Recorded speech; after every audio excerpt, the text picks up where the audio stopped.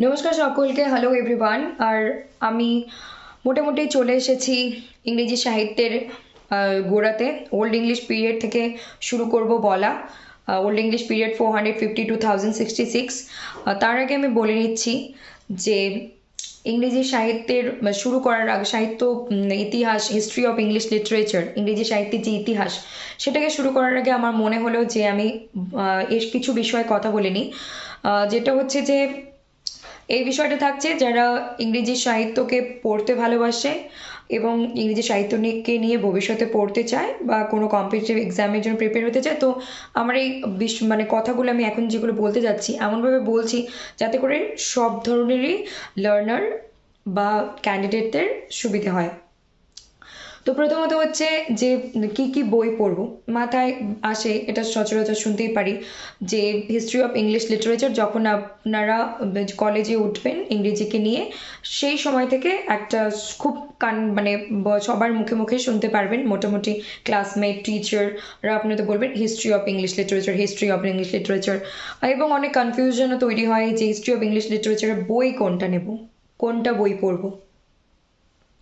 তো সেক্ষেত্রে আমি আমার মতামত পোষণ করছি এখন। সেটা হচ্ছে যে বই প্রচুর আছে, প্রচুর রাইটারের প্রচুর বই আছে এবং অবশ্যই সব বই ভীষণ ভালো। কিন্তু একটা কিন্তু আছে, যে যদি আপনি বা আপনারা হয়ে থাকেন কলেজের সদ্য কলেজে ওঠা কোনো ছাত্র বা ছাত্রী, তাহলে আমি বলবো যে কঠিন বই না পড়ে একটু সহজ বই পড়া। তো এখন আপনাদের মনে প্রশ্ন চলেই আসতে পারে কঠিন আর সহজ আবার কি। কঠিন সহজ বলতে হচ্ছে যে আহ, এটা আমি বলছি, আমি জানি না এর আগে কেউ বলেছে কি না, কিন্তু আমার মনে হলো আমি বলছি যে ইংরেজি সাহিত্যের ইতিহাস নিয়ে যদি কোনো পাতি, একদম পাতি কোনো রাইটার থেকে থাকে, সে রামজিলাল হোক বা অন্য কোনো, মানে একদম সহজতম, যদি কোনো এই মুহূর্তে আমার মনে পড়ছে না, সহজতম কোনো যদি লেখকের লেখা থেকে থাকে তো সেই বইটা প্লিজ পড়ুন। আর আমি বলছি না যে এডওয়ার্ড অ্যালবার্ট, ডেভিড ডেইচেস এইসব বইকে রেফার কখনোই করবে না, আমি এটা বলছি না, অবশ্যই এগুলো পড়তে হবে, কিন্তু কখনোই 12 পাস করার পর ফার্স্ট সেমিস্টারে কখনোই না। কারণ হচ্ছে যে এই বইগুলো ভীষণ রকমের একটু শক্ত ভাষায় লেখা। তো সেজন্য আমি বলছি যে আপনারা অন্য কোনো, যে কোনো রাইটারের যেটা দেখছেন ভাষাটা একটু সিম্পল ইংলিশে আছে, লুসিড ইংলিশ বা আছে, আপনারা বুঝতে পারছেন ভাষাগুলো, একবার দুবার তিনবার পড়েই মাথায় ঢুকছে বা বুঝতে পারছেন, সেই ধরনের বই নিজে যদি পড়তে চান সবসময় এই বইকেই প্রেফার করবেন। আর বই পড়তে হবে, অবশ্যই বই পড়তে হবে, কিন্তু আমি ডেভিড এইচএস পড়েছি বা আমি কোনো একটা খুব নামি দামি রাইটার বা একটা খুব কঠিন শক্ত রকমের সব লেখাওয়ালা বই পড়েছি মানেই যে আমি প্রচুর পড়েছি বা আমি প্রচুর জানি, এরকম কোনো বিষয় নেই। আর এসব আমি বলতে পারছি আমার নিজের এক্সপিরিয়েন্স থেকে।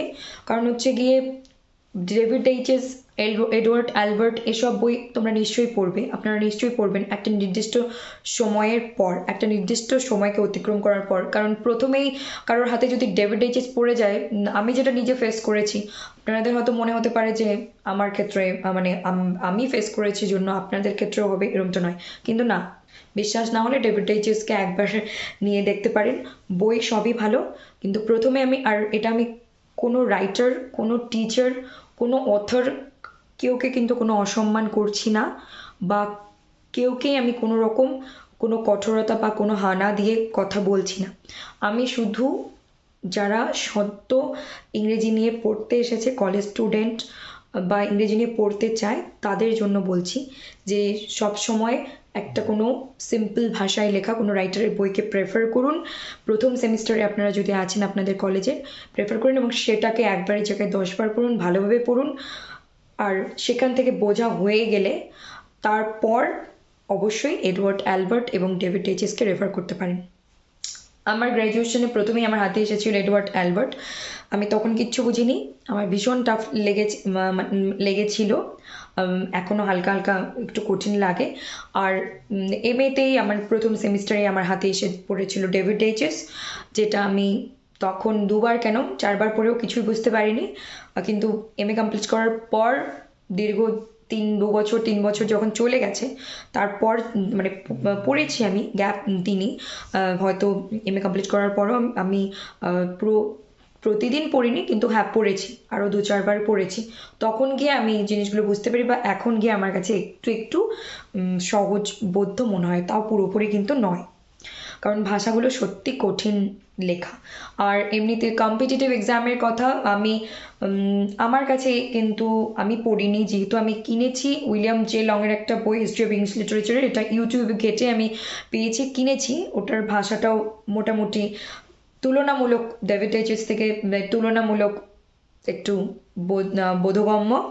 আর হচ্ছে রাউটলেজের কথা অনেক সময় শুনে থাকি আমি, এই বইটা আমি কিন্তু কিনিনি, কিন্তু যারা যারা এই এমএ কমপ্লিট করার পর বা এমএ চলাকালীন নেট সেট গেট এসব এক্সামের প্রিপারেশন নেয়, তাদের এক্সপিরিয়েন্স আমি ইউটিউবে যতজনের শুনেছি, সেখান থেকে আমি শুনেছি যে রাউটলেজ ইজ আ ভেরি হেল্পফুল বুক। তাহলে এটাও আপনারা রাখতে পারেন যারা এমএ করছেন বা এমএ পাস আউট হয়ে গেছেন, এবং যারা এই কম্পিটিটিভ এক্সামগুলোতে বসবেন বা প্রিপারেশন নিচ্ছেন, এবং আপনারা যারা নিজে বই পড়তে চান তাদের জন্য এই বই আপনারা কিনে নিজে পড়তে পারেন। আর বিভিন্ন এক্সাম ক্র্যাক করার বিভিন্ন পদ্ধতি আছে, তো সেটাও পরবর্তী ভিডিওতে নিয়ে আসবো। ততক্ষণের জন্য নমস্কার, টেক কেয়ার, থ্যাংক ইউ। আর জুড়ে থাকুন আমার এই চ্যানেলের সঙ্গে কোনো মিস না করার জন্য আপডেটস।